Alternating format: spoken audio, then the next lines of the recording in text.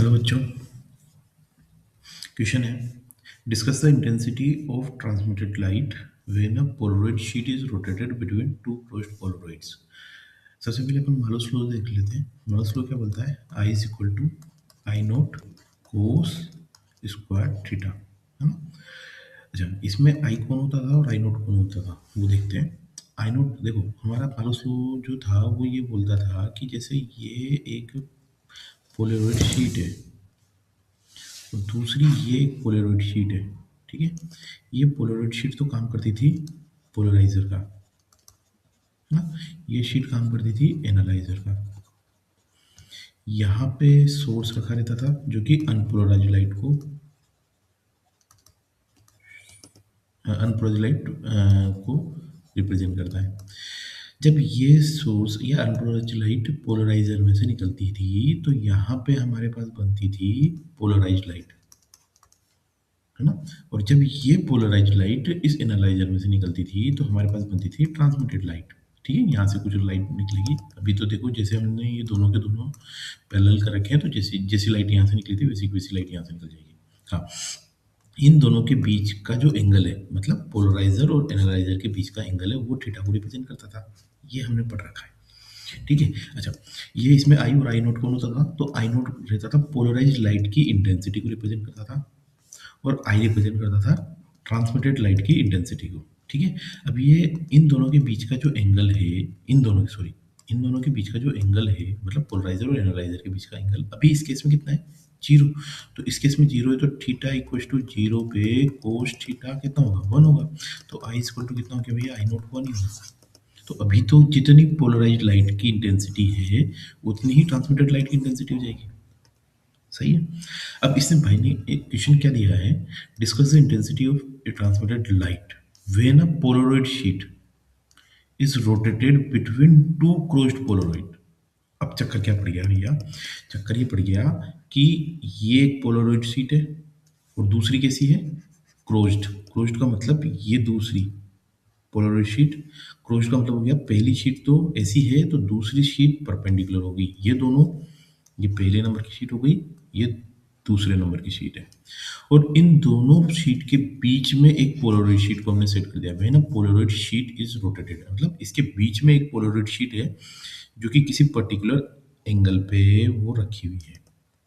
ये तीसरे नंबर की शीट है। अब इसने क्या पूछा है कि इसकी इंटेंसिटी डिस्कस करो। कब की?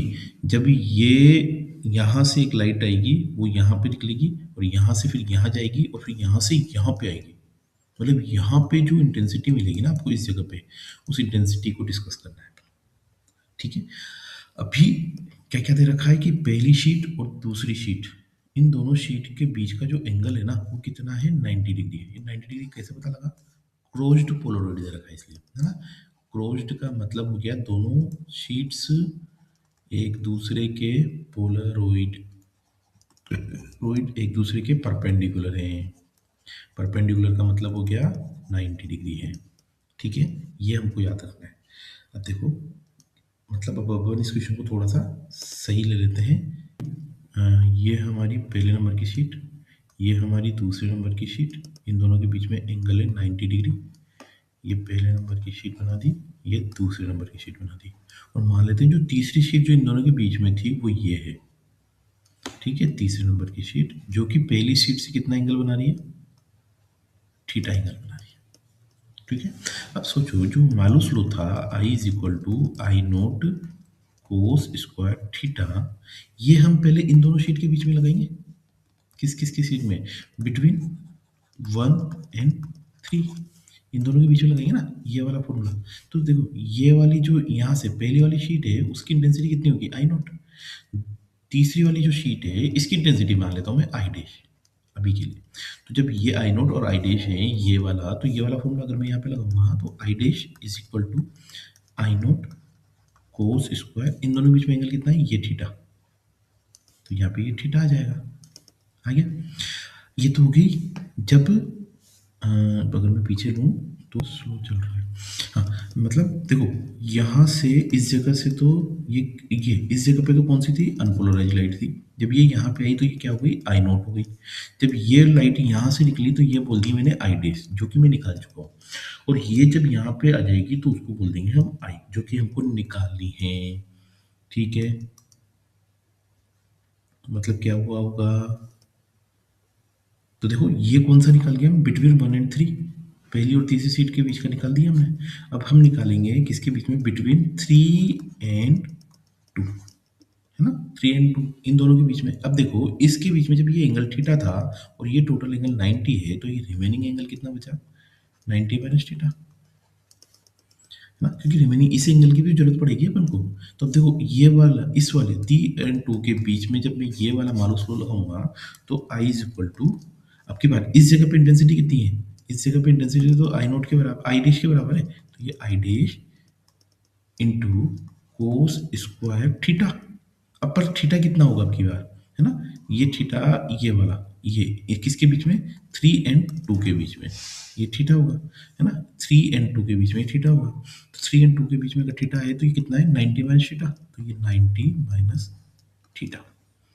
तो ये आई डैश, है ना, कोस 90 माइनस थीटा कितना होता है, साइन थीटा, और स्क्वायर है तो स्क्वायर भी लगा दिया, तो ये आई आ गया।